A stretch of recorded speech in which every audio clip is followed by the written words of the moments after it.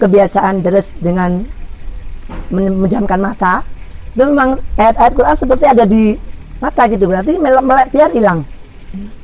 Gitu kita melek, kadang hafalan buyar.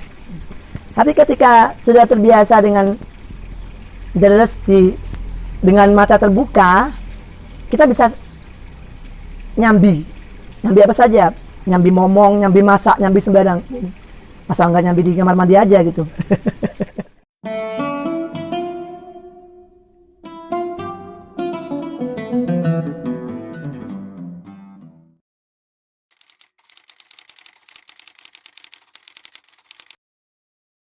Saya mendapatkan jazah Fahmi Bisyauqin sekitar 13 atau 14 tahun yang lalu dari beliau Kiai Haji Ulin Nuha Arwani.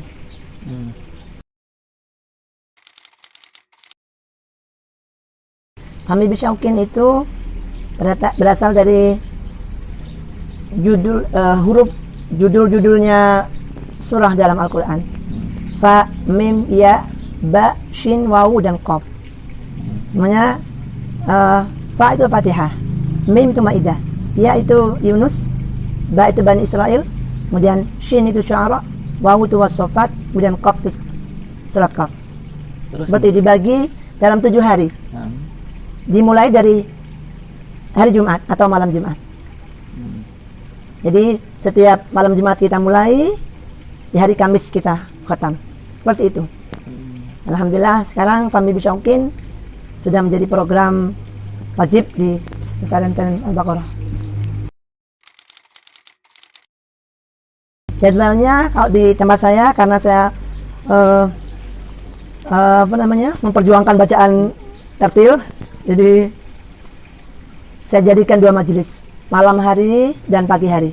Malam hari mungkin waktunya 1,5 jam, atau pagi juga 1,5 jam. Kalau dengan bacaan tajwid mungkin bisa 1 jam selesai. 1 jam selesai. 1 jam di malam hari dan 1 jam di pagi hari. Insya Allah tidak menyita waktu, sangat tidak menyita waktu. Jadi dari kecil ibu saya itu mendidik saya, dereso ojo merem. Ternyata deres nggak merem itu dulu saya nggak tahu faedahnya apa. Ternyata dengan kebiasaan nek deres orang merem niku, ternyata beliau bertujuan setelah saya sudah dewasa, sudah menikah, beliau menerangkan, Bu, kenapa lek deres ndak oleh merem? Ibu menjelaskan, yo lek urip iku penak terus. Nek uripmu ora penak engko, nek sembarang-barang kudu dilakoni dhewe, mosok yo ora peran deres. Karena ketika deres dengan kebiasaan deres dengan menjamkan mata, itu memang ayat-ayat Quran seperti ada di mata gitu, berarti melek biar hilang. Gitu kita melek, kadang hafalan buyar. Tapi ketika sudah terbiasa dengan deres dengan mata terbuka, kita bisa nyambi apa saja, nyambi momong, nyambi masak, nyambi sembarang. Masa nggak nyambi di kamar mandi aja gitu.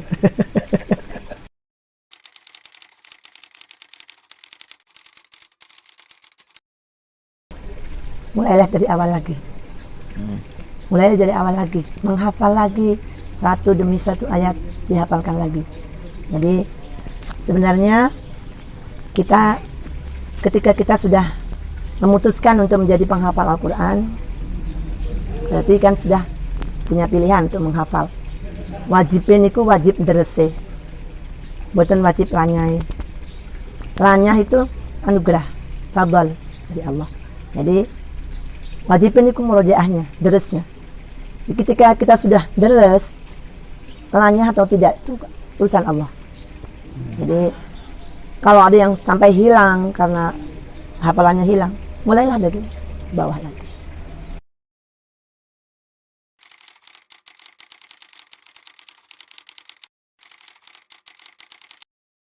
Masing-masing orang tidak tidak sama nggih. Ada yang bisa deres sendiri terus kemudian bisa lancar. Kalau syaratnya kalau sudah pernah digurukan kan sudah sah. Ya, kalau bisa rojaah sendiri terus kemudian bisa lancar, tidak masalah menurut saya.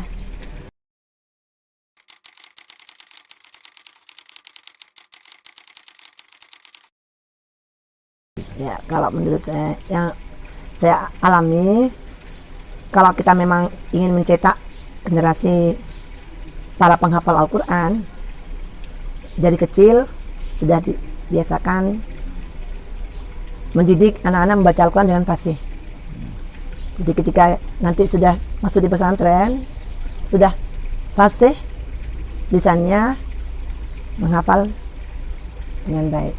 Karena menurut saya sekarang sangat sedikit orang yang baca Quran yang memperhatikan baiknya bacaan atau yang mendatangkan hak-haknya bacaan itu sudah jarang. Banyak sekali penghafal Al-Quran hanya memburu cepat hatam, deres dengan asal, tidak memperhatikan hak tilawat dan seterusnya. Banyak sekali. Jadi saya kalau boleh berpesan kepada para penghafal Al-Quran, dereso kaya dene perintahe Gusti Allah, yaitu ditartil dengan jelas bacaan yang memenuhi hak-haknya bacaan. Karena dengan memenuhi hak-haknya bacaan, dengan kita membaca Quran dengan tartil, sama dengan kita taat dengan perintahnya Allah. Tartil itu perintahnya Allah. Jadi dengan kita membaca Quran dengan tartil, sama dengan kita taat dengan perintahnya Allah. Dan itu juga menjadi salah satu cara kita memuliakan Al-Quran itu sendiri. Karena menurut saya tidak mungkin kita 100% kita bisa mengamalkan seluruh isi kandungan dalam Al-Quran.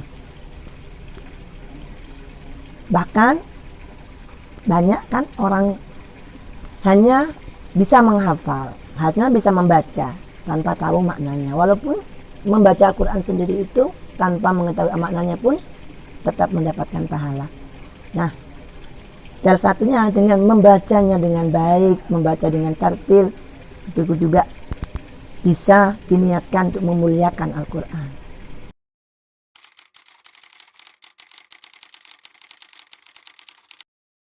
Relatif ya kalau menurut saya.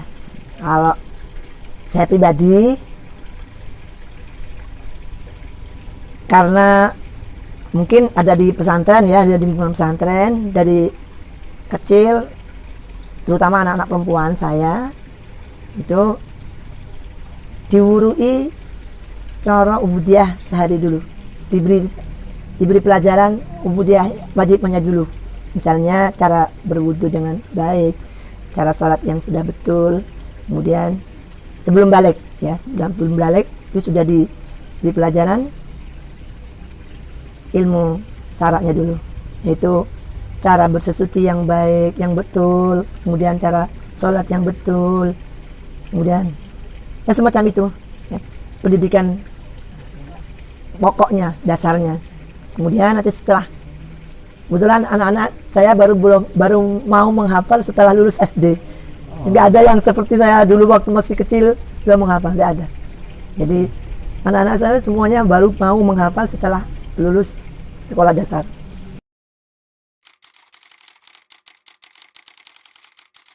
Standar seperti pondok-pondok pesantren yang lain, yaitu ada yang 3 tahun, ada yang 4 tahun. Kalau yang lebih cepat yang itu ya ada ya, tapi tidak banyak. Ya ada yang 2 tahun, tidak banyak. Saya juga salut kalau ada anak kecil-kecil, sekolah-sekolah yang dengan tren masih kecil menghafal Quran. Salut karena kenapa? Supaya daripada mereka ikutan tren-tren yang nggak benar, ya bagus dengan tren sekolah sambil menghafal atau apa seperti itu bagus. Dan sekarang kan marak di mana-mana sekolah SD sambil menghafal, seterusnya.